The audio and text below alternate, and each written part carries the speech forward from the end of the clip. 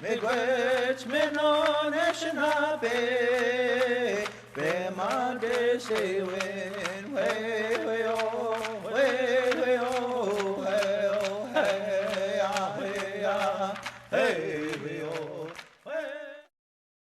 Indigenous people in general, they have historical trauma. Historical trauma comes from oppression, and that historical trauma stays with us. When we learn European ways, European values from Eurocentric education, it doesn't get rid of our historical trauma. Because their whole lives, a lot of these youth, they're always taught. George Washington's our first president, and Abraham Lincoln's did this for this people, and they're taught a lot of these things about people who never liked us. You have to look at all the things that we went through when the Europeans stepped out that boat, all the effects that it caused.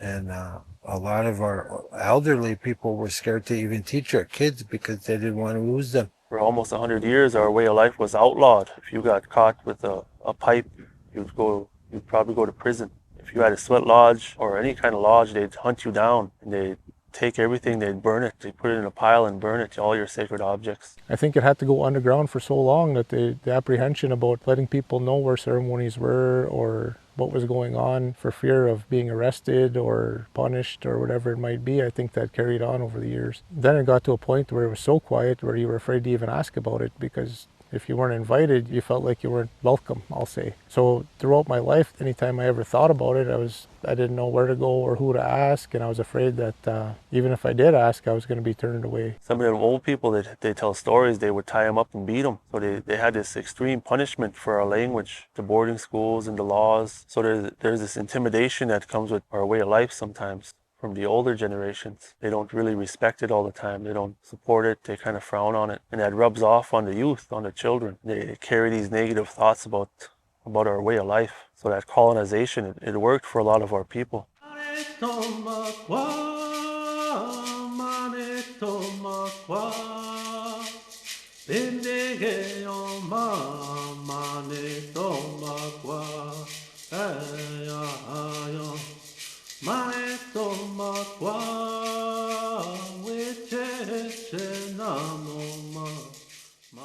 A lot of Native youth, they suffer with nihilism. Nihilism is often an effect of historical trauma, so they don't feel too good about themselves. Being Anishinaabe, they don't feel too good about their history, their past, their community, and these affect their mental health over time. It's difficult to go through life not knowing who you are, and even during some points of your life being ashamed of who you were because anything that you ever learned about yourself was negative. They've done research in the past on Indigenous youth and why there's so much suicide rates and so much alcoholism and drug use, especially amongst younger generations, and a lot of it is connected to not knowing who you are.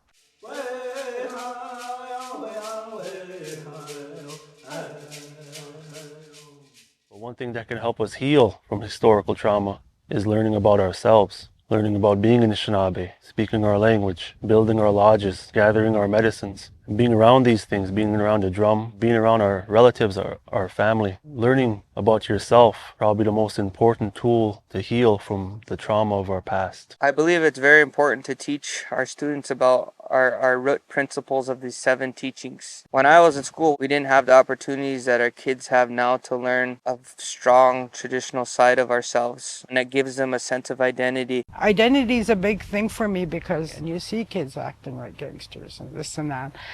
That's not who you are, and I'm like, you're confused. Honestly, this might keep them from drugs. This might keep them from alcohol. This might keep them from doing bad things, harming themselves, or getting in trouble, or going to prison.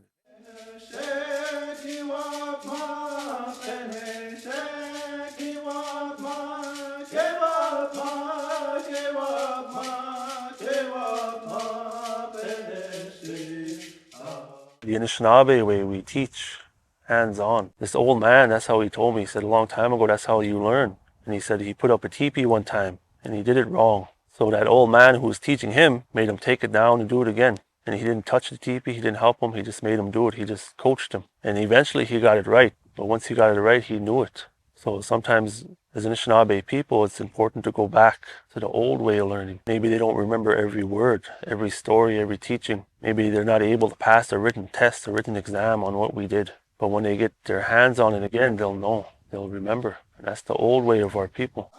Maestro